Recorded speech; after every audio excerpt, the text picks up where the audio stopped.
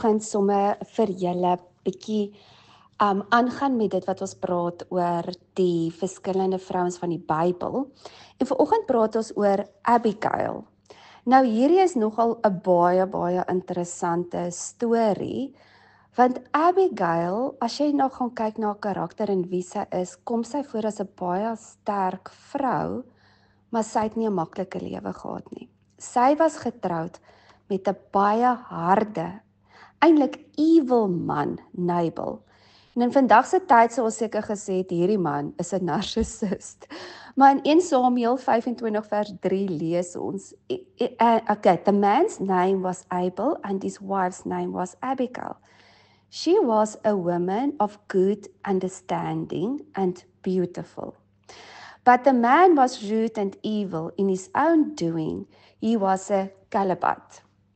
So, sy het ten spyte van die moeilike omstandighede wat sy in was, het sy in goddelike wysheid opgetree. Haar man het nie noodwendig wysheid gehad nie, hy was evil, hy was cruel, maar ten spyte van die chaos wat om haar was, wat hy veroorsaak het sy uitgegaan en sy het dit reggestel. En ons gaan nou praat oor die hele situasie wat hulle self in bevind het. So, Dawid het paar van sy werkers uitgestuur om te gaan werk en hy het vir hulle gesê, hy moet vir hierdie man vra om vir hulle net kos en water te gee. En hy het net eenvoudig gesê, wie is Dawid en wie is hierdie man? Hy gaan nie vir hulle iets gee nie. So, hy was pleinweg net ongeskik, wreed en onvriendelik en hy het geen respek gehad vir die koning of sy opdragte nie. So hy het letterlik net eenvoudig nie die koning gerespekteer nie. En in daai tyd was dit seker een van die ergste dinge wat jy kon doen. En soos ten spyte van hierdie man se selfsugtigheid en onverantwoordelik, het sy gedoen, as die vrou nou Abigail, het nou uitgegaan en gedoen wat die regte ding is om te doen. Want sy het geweet, hier kom moeilikheid. Want soos Dawid is hy se koning van regverdigheid en hy vat nie nonsens nie. So toe hy hoor hoe hierdie Nabal met sy arrogansie sy mense hanteer het hy besluit nie, dis tyd om hierdie man 'n les te leer. So hy het dadelik wapens en soldate en 'n hele span manne saamgespan en hulle het opgetrek daarna Nabal toe om hom dood te gaan maak. Om letterlik hom en al die mans uit te roei wat ook dan in sy community was.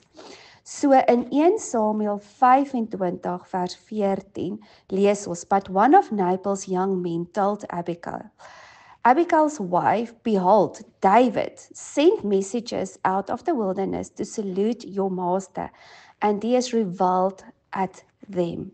So toe Abigail van dit hoor, want sy was nie heeltemal bewus van al hierdie goed nie, maar hier stuur die Here letterlik vir hierdie vrou 'n boodskap om ten toe aan haar seuns se lewe te red, want ek weet nie of hy die vrouens ook sou doodmaak nie, maar later lees ons wat hy sê, hy sou al die mans vermoor het, maar sê nou maar sy sou ook dalk vermoor geword het, en hier kom sy agter, my hemel, ons lewens is letterlik in gevaar. En sy besef sy moet ingryp. So sy het in totale nederigheid vinnig paar goed bymekaar geskraap, klomp gifts en klomp dinge bymekaar geskraap en gesê, vinnig, ons moet hierdie koning inhaal voordat hy by ons tente en by ons mense uitkom, want hy gaan verseker hierdie man van my kom doodmaak. En sy het vooruit gegaan, en sy het met die wysheid en die insig wat die Here vir haar gegee het sy letterlike invloed gehad om hulle lewe te red. So in 1 Samuel 25, van vers 24 tot 26 lees ons, kneeling at his feet, she said, upon me alone let this guilt be, my Lord, and let your handmaid, I pray you, seek in your presence, and hear the words of your handmaid. Let not my Lord, I pray you, regard this foolish and wicked fellow Nabal. So hier gooi sy letterlik 'n man voor die bus, maar sy gee hom deur vir wie hy werklik is. En dan sê sy, for that is what his name means, Nabal, but it means foolish and wicked. And foolish is with him, folly is with him. But I, your handmaid, did not see my Lord's young men, whom you sent. So now, my Lord, as the Lord lives, and as your soul lives, seeing that the Lord has prevented you from blood guiltness, and from avenging yourself with your own hand, now let your enemies and those who seek to be evil to my Lord be as Nabal. So hier kom die vrou en sy plaas haarself in sy skoene. So sy vat letterlik al die guilt en dit wat haar foolish man gedoen het, en sy vat dit op haarself en sê, koning, asseblief, kom ons dink net gou wat hier aangaan. En dit is vir my so 'n mooi voorbeeld hoe ons as vrouens partymal 'n erge situasie kan kom en letterlik kalmeer. So sy die koning se woede kom kalmeer deur om met goddelike wysheid te redeneer. En sy ten spyte van al hierdie dinge het sy opgestaan en gesê, laat dit op my val.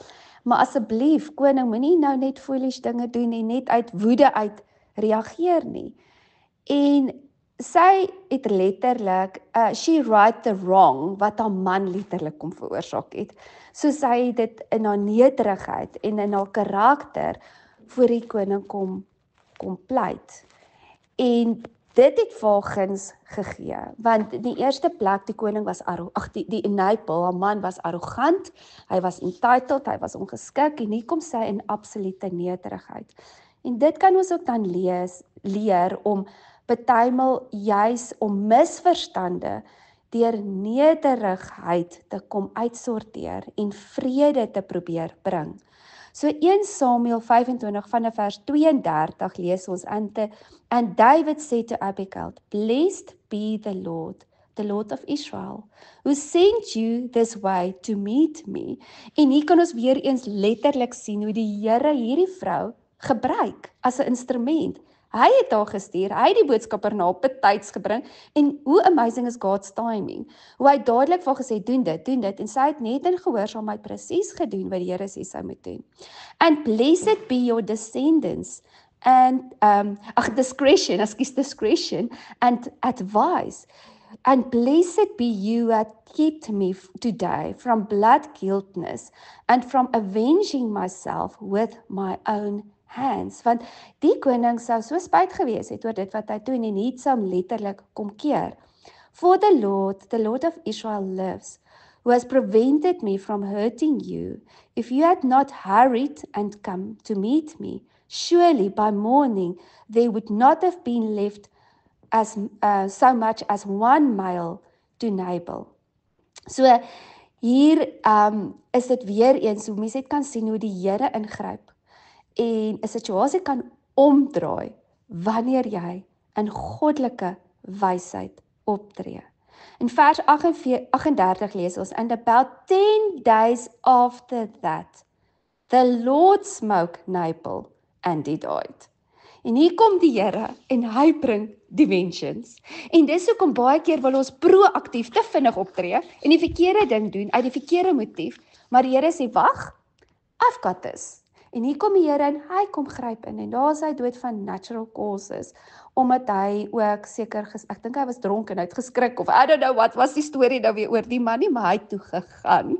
En toe gebeur die volgende, en dit is nou eintlik waar die draai inkom, en as gevolg van hierdie vrou se karakter en haar nederigheid en hoe hy gesien het wie sy is, hierdie volgende gebeur. En dis in vers 39. Then David heard that Nabal was dead. He said, blessed be the Lord, who has pleaded the cause of my reproach at the hand of Nabal, and kept his servant from evil. For the Lord has returned the wickedness of Nabal upon his own head. And David sent and communed with Abigail and take her to him as his wife. En hierso oor hierdie vrou, so wat leer ons van Abigail? In die eerste plek sy het opgestaan wat reg is, ten koste van haar eie lewe. Sy het in wysheid en insig gewandel en dit het vir haar die guns gegee. So haar karakter was een van die belangrikste dinge wat haar lewe letterlik gered het. Ons lees ook hoe sy aanpasbaar was en die situasie kon uitredeneer en besef, okay, maar hoe gaan ons hierdie ding nou hanteer? En in nederigheid het sy gegaan en gesê, laat dit op my wees. Maar met dit leer ons ook dat sy in absolute gehoorsaamheid gewandel het vir dit wat die Here vir haar gesê het om te doen en hoeveel guns dit vir haar losgemaak het in haar lewe en dat sy proaktief was.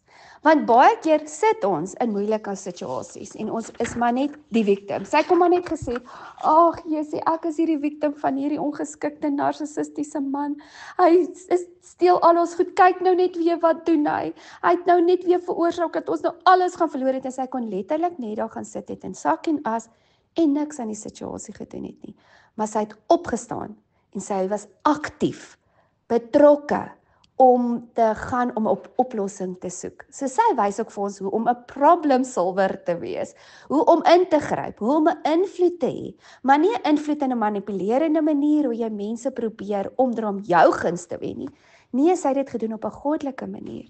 En dis hoekom hierdie vrou so uitstaan in die Bybel. En mag ons ook soos Abigail die verantwoordelikheid vat vir aksies, al was dit nie eers jou skuld nie, maar as dit in jou mag is om iets aan te doen, uit te gaan en op te staan en te sê, nee, dit is verkeerd, dit is onregverdig, en te fight vir dit wat reg is, en vir die wat die victims is op te staan, en vir hulle half 'n voice te wees. Mag julle 'n wonderlike week verder hê. Volgende week sal ons weer gesels oor die volgende vrou van die Bybel.